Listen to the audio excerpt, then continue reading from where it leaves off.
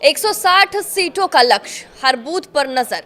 ये है बीजेपी का पश्चिम बंगाल जीतने का प्लान। नमस्कार, आप देख रहे हैं न्यूज 18 का डिजिटल प्लेटफॉर्म और मैं हूं आपके साथ साक्षी झा। बिहार में जबरदस्त जीत के बाद भारतीय जनता पार्टी के रणनीतिकार नए मिशन में जुट गए हैं। जीत के जश्न मनाने के साथ ही पूरी पार्टी पश्चिम बंगाल में जीत की प्लानिंग में जुट गई है। कहा जा रहा है कि पार्टी के 4 दिग्गज नेता इस पर दिन रात काम कर रहे हैं। फरवरी से पहले होमवर्क कंप्लीट कर टीएमसी के किले को भेदने की तैयारी है और लक्ष्य 160 सीट जीतने का। एनडीए बिहार विधानसभा चुनाव में जीत का जश्न मना रहा है, पर बीजेपी पश्चिम बंगाल में ममता बनर्जी के किले को फतेह करने में जुट गई है। पार्टी के 4 रणनीतिकार पिछले कई साल से ग्राउंड रिपोर्ट खंगाल रहे हैं। अब कद्दावर नेताओं की ड्यूटी तय किए जा रहे हैं।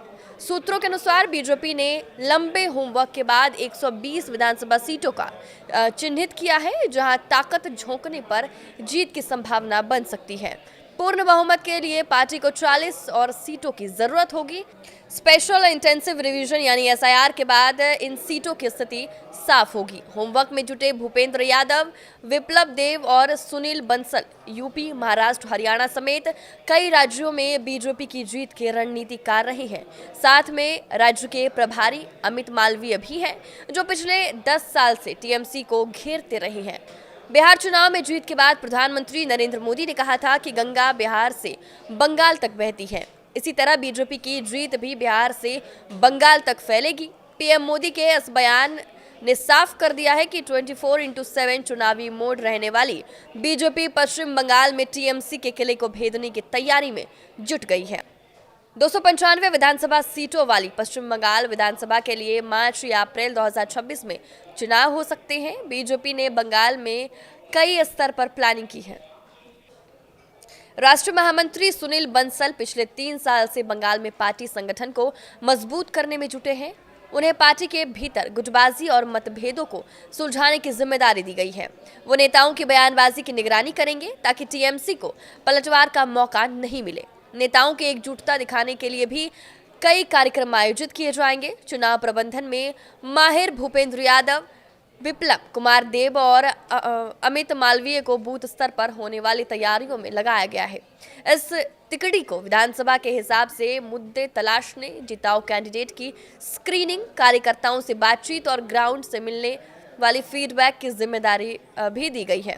महिलाओं के बीच लोकप्रिय ममता बनर्जी की पॉपुलर लक्ष्मी भंडार योजना की काट के लिए रणनीति बनाने में भी दिग्गज नेताओं को लगाया गया है।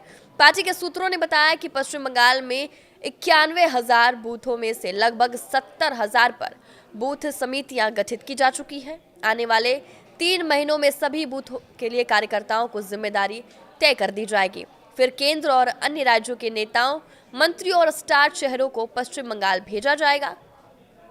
बीजेपी का वॉर रूम जल्द ही जिलों के हिसाब से तैयार हो जाएगा और एक बड़े नेताओं को कोऑर्डिनेशन की जिम्मेदारी दी जाएगी।